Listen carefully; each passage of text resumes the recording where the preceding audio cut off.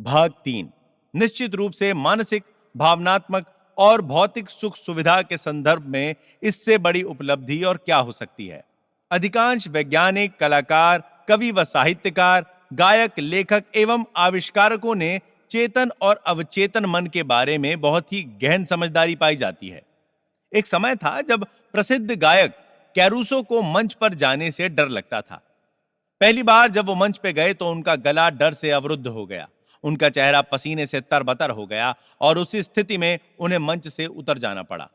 वो शर्म और घबराहट में मंच के पीछे चले गए। वो सोचने लगे, लोग हंस रहे होंगे, मैं गाने गया था पर गा नहीं सका। तब उसने स्टेज के पीछे खड़े लोगों के बीच चिल्लाकर कहा, डर मेरे मैं का गला घोटना चाहता है। फिर दोबारा उसने चिल्लाकर कहा, भागो, ये डर आपको भगाना होगा, भगाना होगा, भागो यहां से। यहां मैं का अर्थ अवचेतन मन की अपार शक्ति और विवेक से है, जिसने चिल्लाकर कहा था, भागो यहां से, मुझे अब गाना शुरू करना है। उनके अवचेतन मन से शक्ति का निर्गम हुआ। जब उन्हें दोबारा स्टेज पर बुलाया गया तो वह विश्वास के साथ स्टेज पर गए और बड़े शानदार तरीके से ओजपूर्ण एवं मधुर आवाज में गाना गाकर वहां मौजूद लोगों का दिल जीत लिया। अब आप समझ गए होंगे, कैरूसो ने मन के दो रास्तों को समझ लिया होगा। चेतन या अवचेतन मन में आपके विचारों की प्रवृत्ति के अनुकूल प्रतिक्रिया होती है। जब आपका चेतन मन डर, चिंता और हड़बड़ाहट में होता है तो अवचेतन मन में बैठी नकारात्मक भावनाएं निर्गत होने लगती और आपका चेतन मन घबराहट, आतंक, भय और निराशा से भर जाता है। जब कभी आपके साथ ऐसा हो तो कैरूसो की तरह नकारात्मक विचारों के समक्ष पूरे साहस और विश्वास के साथ अपने मन में कहो, शांत रहो, धीरज रखो, मैं नियंत्रण में हूं, आपको मेरा आदेश मानना होगा, मेरा आप पर अधिकार है, आप यहां नहीं आ सकते, यहां आपकी जरूरत नहीं है।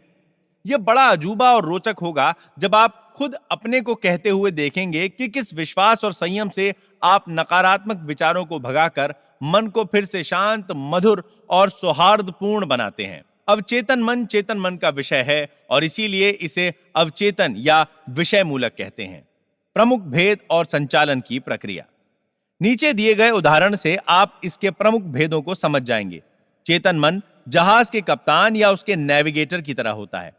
वो जहाज को चलाता है और नीचे इंजन रूम में बैठे कार्मिकों को आदेश देता है, जो सभी बॉयलरों, मशीनों, यंत्रों को उसके आदेशों के अनुकूल चलाते हैं। मशीन रूम में काम कर रहे कार्मिकों को यह पता नहीं होता कि वे कहां तथा किस ओर जा रहे हैं, वे केवल आदेशों का पालन करते हैं।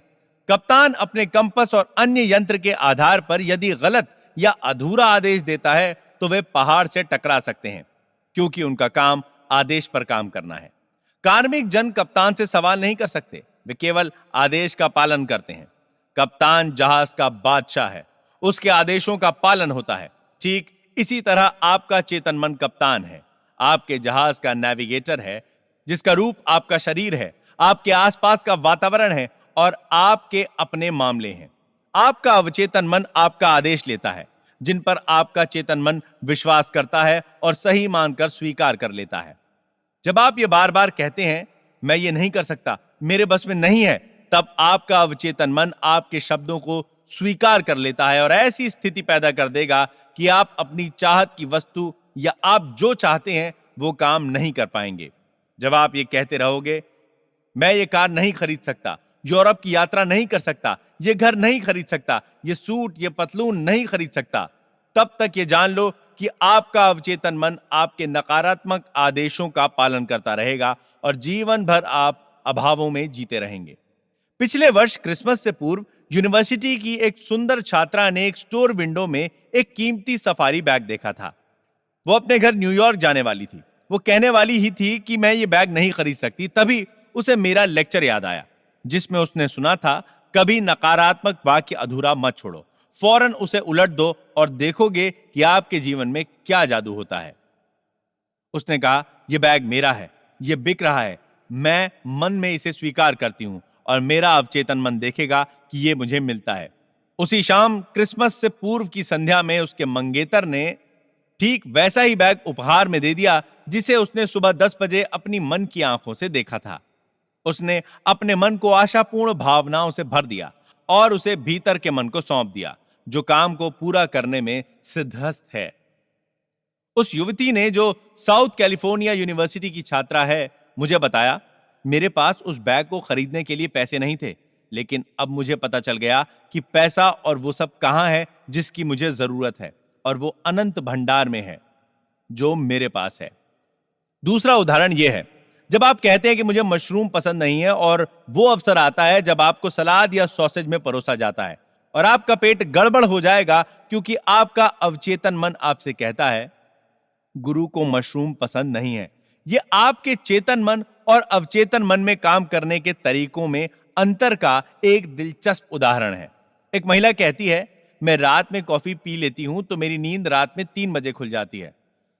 जब कभी वो कॉफी पीती है, उसका अवचेतन मन धीरे से टोक देता है, गुरु चाहता है कि आप रात भर जागती रहो। आपका अवचेतन मन दिन व रात 24 घंटों काम करता है और आपके लिए, आपके फायदे के कामों में लगा रहता है। आपकी रोजमर्रा की आदतों के परिणाम आपकी गोद में डालता रहता है। कुछ महीने पहले मुझे एक महिला ने लिखा, मैं 75 साल की एक विधवा हूं। मेरे परिवार के सब लोग अपनी अपनी जिंदगी में व्यस्त हैं। मैं अकेली पेंशन पर अपना जीवन निर्वाह कर रही हूं। मैंने अवचेतन मन पर आपका व्याख्यान सुना था, जिसमें आपने कहा था कि विचारों को अवचेतन मन में बार बार दोहराकर विश्वास और आशा के साथ कहा जाए तो वे सफल हो जाते हैं।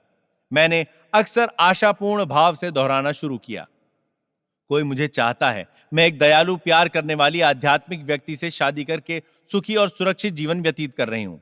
मैं इसे 2 सप्ताह तक दिन में कई बार दोहराती रही। एक दिन पास की दवा की दुकान पर मेरी भेंट एक रिटायर्ड फार्मासिस्ट से हुई। मैंने महसूस किया कि वो एक समझदार, धार्मिक और दयालु प्रवृत्ति का व्यक्ति है। वो मेरी प्रार्थना का पूर्ण रूप से उत्तर था। 1 सप्ताह के अंदर ही उसने मेरे सामने विवाह का प्रस्ताव रख दिया और अब मैं उसके साथ हनीमून पर यूरोप की यात्रा कर रही हूं।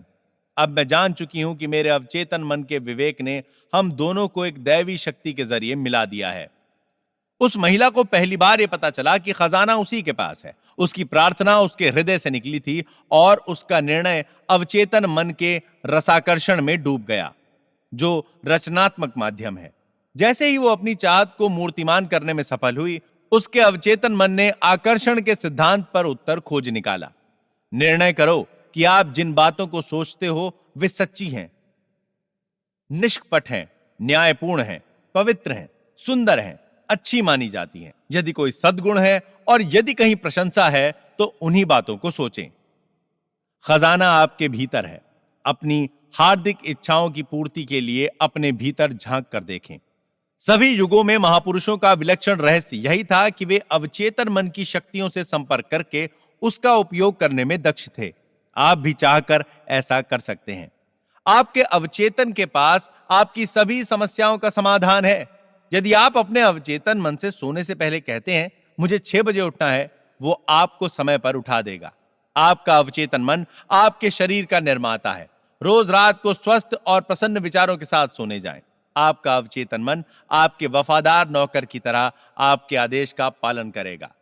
प्रत्येक विचार एक कारण है और प्रत्येक दिशा उसका परिणाम है।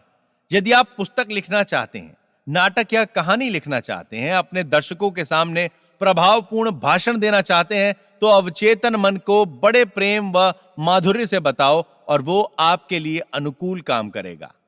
आप जहाज चलाने वाले कप्तान जैसे हो, उसे आपको सही आदेश देने चाहिए और इसी प्रकार आपको भी अपने अवचेतन मन को, जो आपके सभी अनुभवों को नियंत्रित करके चला है, सही आदेश देने चाहिए। मेरे बस में नहीं या मैं नहीं कर सकता जैसे नकारात्मक शब्दों का प्रयोग कभी न करें। आपका अवचेतन मन आपके शब्दों को ज्यों का त्यों ले लेगा और देखेगा कि आपके पास कभी पैसा न रहने पाए या आप में कुछ करने की क्षमता न रहने पाए। प्रतिज्ञा करें, मैं अपने अवचेतन की शक्तियों के माध्यम से सभी काम कर सकता हूं। जीवन का नियम ही आस्था का नियम है। आपके मन का विचार ही आस्था है। नुकसानदेह और दुखदाई बातों में विश्वास न करें। आपको संपन्न और मजबूत बनाने, आपको प्रेरणा देने, आपका उपचार करने वाली अवचेतन मन की शक्तियों पर विश्वास जमाओ। अपनी आस्था के अनुकूल आप बनेंगे। अपने विचारों को बदलेंगे तो आपकी किस्मत बदलेगी।